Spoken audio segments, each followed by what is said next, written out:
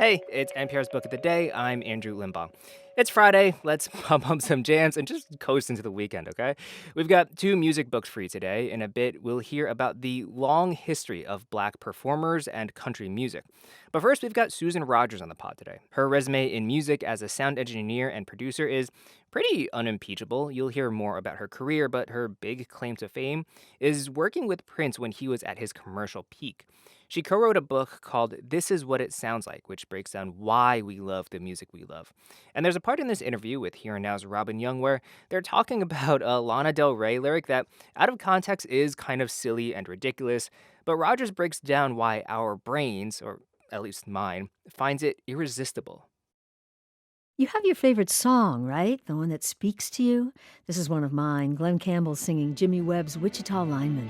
I hear you singing in the wire. I can hear you through the whine. And the Wichita lineman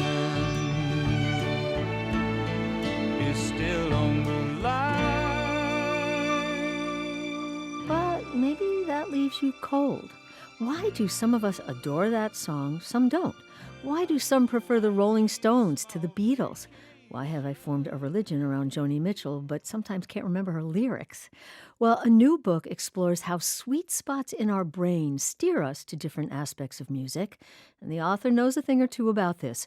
When Susan Rogers was just 20, she was loving Zeppelin at the Forum in LA, but she had to leave because her husband kind of resented her love of concerts.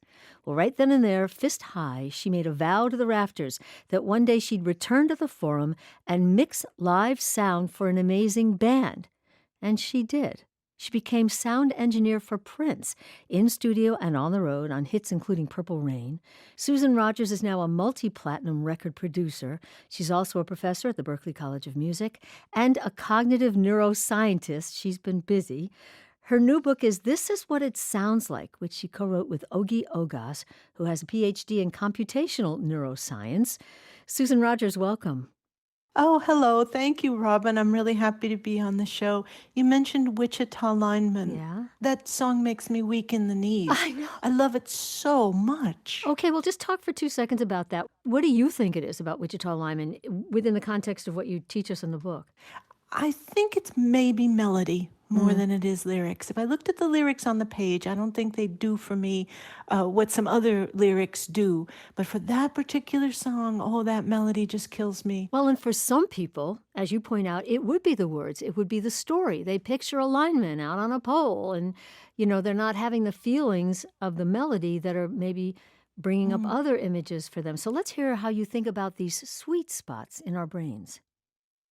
Yes, in this book, Ogie and I talk about 7 dimensions of music listening, each one of which can give you a jolt of pleasure.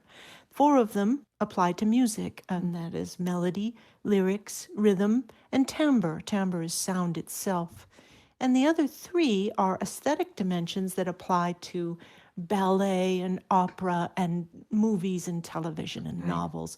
And that would be authenticity, which is your perception of where the expressive gestures are coming from, and novelty versus familiarity. Some of us like those groundbreaking works, and others like our art to be a little bit more familiar. And then the last one is realism versus abstraction. Some of us like works of art that are grounded in the real physical world, and others like works of art that are a little bit more reflective of an imaginary world. Staying with this idea of melody being a sweet spot, you talk about Frank Sinatra in his later years, a master of melody. I didn't realize how much he studied it. Let's listen to his 1966 version of It Was a Very Good Year first. When I was 17, it was a very good year. It was a very good year for small town girls and soft summer nights. We'd hide from the lights on the village green. when I was 17. Okay, Susan, I can imagine some listeners saying, oh my God, I had to hear this every single second for like a decade. But I hear it new now, having read some of the things you described Sinatra working so hard to do. Can you tick off just some of the things that he did, like how he trained his voice? Oh, he trained his voice by, first off, learning something kind of like circular breathing. Sinatra reasoned that if he could learn to actually inhale at the same time while he was kind of exhaling, kind of a circular breathing kind of thing, he could make his vocal phrases last longer than normal. And that imparts to the listener this subtext of great lung power and virility. He took up running and swimming, and there were rumors that Sinatra had an extra rib, but I don't know if that was true. Okay, so there's just a look at melody, and again, there's so much more in the book. But then lyrics. You point to a particular song, Lana Del Rey's This Is What Makes Us Girls. Let's listen. Remember how we used to party up all night, sneaking out, looking for a taste of real life, drinking in the small town firelight. Pabst Blue Ribbon on ice. Sweet 16 and we had arrived, walking down the streets as they whistle high, high, stealing police cars with the senior guys. Teacher said we'd never make it out alive. Okay, Susan Rogers, I'm in a movie now, and I don't think that would be the same without the Pabst Blue Ribbon on ice. And walking down the street while they whistle high, high, don't we know exactly what she's talking about? Yeah. Such evocative lyrics. So sometimes when we are craving a musical treat, sometimes we want to move our bodies and we're going to select a record that matches our rhythmic sweet spot. Other times we want imagery, we want poetry. We're going to select those lyricists that do that for us. Other times we want a record to match our feelings or to get us to feel a certain thing, and we're going to choose a record with a strong melody. Sometimes we want to be cognitively impressed. We're going to choose a record that has a certain style that we like. Every single time we reach for that computer mouse or that button on our phone in order to play a song, that's indicative that your brain wants something. It's craving a certain kind of treat, and it knows from past experience the records in your playlist that are going to deliver that particular treat for you. Susan Rogers, a couple things. First, I can see why Prince loved you. I mean, what an intimate relationship to work with an artist, helping them create their sound. Can you tell us a little bit about how the heck did this happen? You go from, a 20-year-old with your, defiant vow that you're going to mix live some great somebody's music someday, and then you're doing it. I've always had a passion for music, but I had no compulsion to want to be a performer or a songwriter or anything like that. I wanted to be someone who assisted in the making of records, kind of a midwife for records being birthed into the world. I started in 1978, and you wouldn't see a lot of women recording engineers or record producers. I never saw any. But the thing I could do that would give me entree into the studio was being an audio technician. My job in Hollywood in the late 70s, early 80s was to repair the equipment, the consoles and the tape machines and things. But in 1983, just as he was coming off the 1999 tour, Prince sent out the word that he was looking for a technician. He hired me. He liked working with women. Because he was Prince, he could transition me from the technician role of working way behind the scenes to the engineering role and being a little bit artistically more creative. Eventually, I was able to parlay that into a career as a record producer. Well, we want to make sure we touch on authenticity. If something feels authentic to you, and it may not to other people at all. And you use as an example a band we've talked about here on the program, which is the Shags. Sisters, their dad was convinced they'd be a great musical band back in the 60s, 70s, but they had no formal training. And when the dad brought them in to record, the engineers couldn't believe what they were hearing. Let's listen. This is I'm So Happy When You're Near. I'm so happy when you're near, I'm so sad when you're away. I've been happy almost every day now that you're here to stay. But when you have to leave, then I'll start. Okay, the Shags. You rave about them. So did Frank Zappa, Rolling Stone. Why?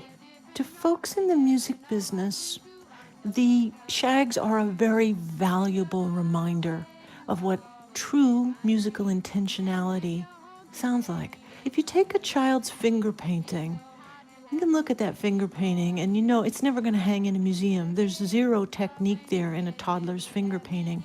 That finger painting represents pure intentionality. A little child thinking to him or herself, I want to show what my world is like, minus any technique whatsoever. That purity of intention is raw and naked in the shags. So when we have an artist in the studio and they're on the other side of the control room glass and they're playing every note perfectly, but you can tell that their head isn't in it, they're just going through the motions, that's when you want to remind them, listen to the shags. Because there's so much gusto in what they're playing, and the wrong note played with gusto is always going to sound better than the right note played timidly. We need the shags because they're at the extreme end of the dimension of authenticity. That's Susan Rogers, co-author with Ogie Ogas of This Is What It Sounds Like, What the Music You Love Says About You. She's a cognitive neuroscientist and also a professor at the Berklee College of Music. Susan, thanks so much. Thank you very much, Robin. It was a pleasure. One of my fondest concert memories is when I went to go see Florida Georgia Line with Nelly opening. And when I've told a few non-country music fans about that pairing, more than a few of them were kind of surprised. And I guess you can't blame them if you consider country music's complicated relationship with Black music and Black people. Francesca Royster's new book, Black Country Music, digs into that relationship and tells NPR's Juana Summers not just about the past, but the experimentation going on in the scene today. Author Francesca Royster was constantly surrounded by country music growing up in Nashville, but as a Black queer woman, she struggled to connect. I never really knew my place in it or heard my own story or my own voice in this sound. Until her daughter started listening to Lil Nas X. I'm gonna take my horse to the old town road. I'm gonna ride till I can't no more. Hearing her and her friends listen to this music over and over again, I thought, well, that has a lot of country elements to it. Riding on a horse. This is a song where I hear the spirit of Black resistance and creativity. Ain't nobody tell me nothing. And also a kind of sense of humor about country. It just got me digging into the future of the genre where some of the limits and gatekeepers are less important. And that's exactly what she does in her new book, Black Country Music, Listening for Revolutions. In it, Royster explores the way in which listening to country music can be loaded for Black people, a discomfort she compares to coming out. In my own neighborhood, there's a country music bar, and I've only gone a few times just because of the perception of being not welcome or being an intruder.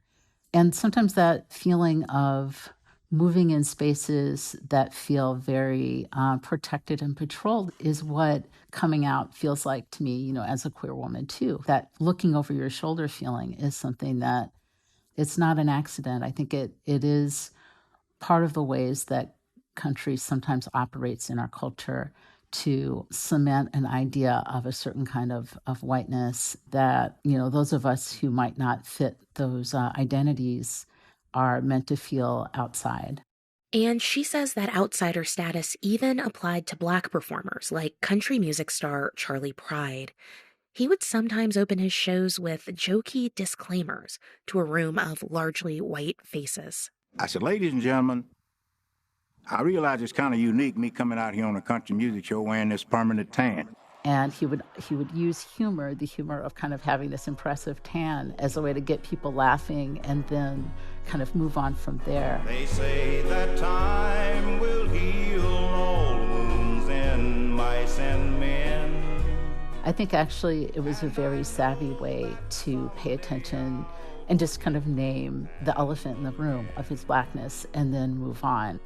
I'd like to turn to another artist that you write about, and I have to confess, I was not too familiar with Tina Turner's first solo album, Tina Turns the Country On, that came out back in 1974. Working for my man, hard as I can, trying to make put us in place. Where was this album situated in Tina Turner's incredible career? So Tina Turner made this album at a point when she had already reached an incredible amount of notoriety as part of the Ike and Tina Turner Review. It's a cover album, and she makes it when she is on the verge of separating from Ike Turner. And I can't help but think that these songs aren't shaped by where her life was and just this experience of having survived this tumultuous marriage that also included incredible artistic control over the kinds of music that she could cover. Is there an example of a song that speaks to that? I really love her cover of Chris Christopherson's Help Me Make It Through the Night. I don't care if it's right or wrong. You know, the lyrics are also a seduction in a way, but I think underlying it is this incredible feeling of loneliness. Oh, to heck, let the devil take tomorrow. 'Cause tonight I need a man. Oh. So when I was listening to Tina's voice, which feels to me her own take on Chris Christopherson's vulnerability, but, you know, given a Black woman's kind of framework of experience. I don't want to be alone. So to me, it's such a strong song. Help me make it through the night. And one where you really see the drama and the intimacy that country music can offer.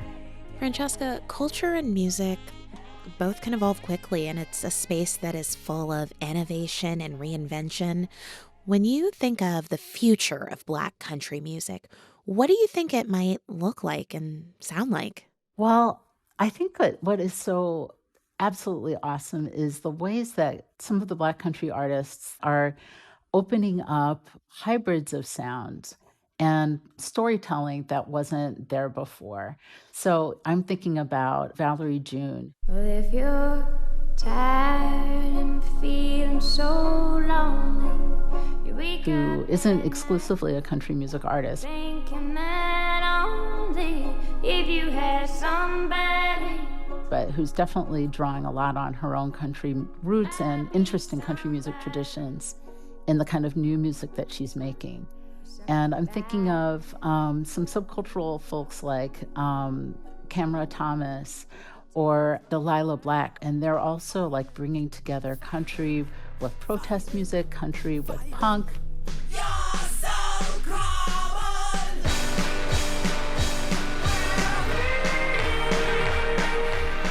Don't let those demons push you around.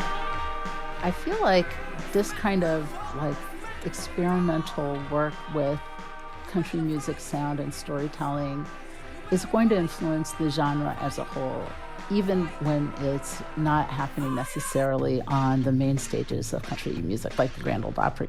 Earlier, you talked about how there is a bar in your neighborhood that plays country music and you don't often go, and you talked about that discomfort for many Black people, including yourself, of being in these largely white spaces where country music is front and center. And I guess I wonder if over time, do you think that there are more spaces that are evolving for Black country fans like yourself to feel safe? I think that they are evolving. Maybe the next thing I should do after this is to open my own country music bar. But I think that part of what's changing is the ways that artists are banding together to organize and perform collaboratively. And I think when the performers are also finding safety in numbers, I think that that's also something that might change the future for listeners as well. And just to be very clear here, if you open that Black country bar, you've got to invite all of us. Absolutely. Yes, definitely. Okay. Francesca Royster is the author of Black Country Music, Listening for Revolutions. It's out now. Thank you so much. Thank you, Anna. This is great. That's it for this week on NPR's Book of the Day. Let us know what you think. You can write to us at bookoftheday@npr.org. I'm Andrew Limbaugh. The podcast is produced by Isabella Gomez Sarmiento and edited by Megan Sullivan. Our founding editor is Petra Mayer. The show elements for this week were produced and edited by Jacob Conrad, Lily Kuros, Deep Vaz, Ashley Lisenby, Olivia Hampton, Lisa Weiner, Julie Deppenbrock, Melissa Gray, Andrew Craig, Emiko Tamagawa, Matt Ozug, and Karen Zamora. Beth Donovan is our managing editor. Thanks for listening.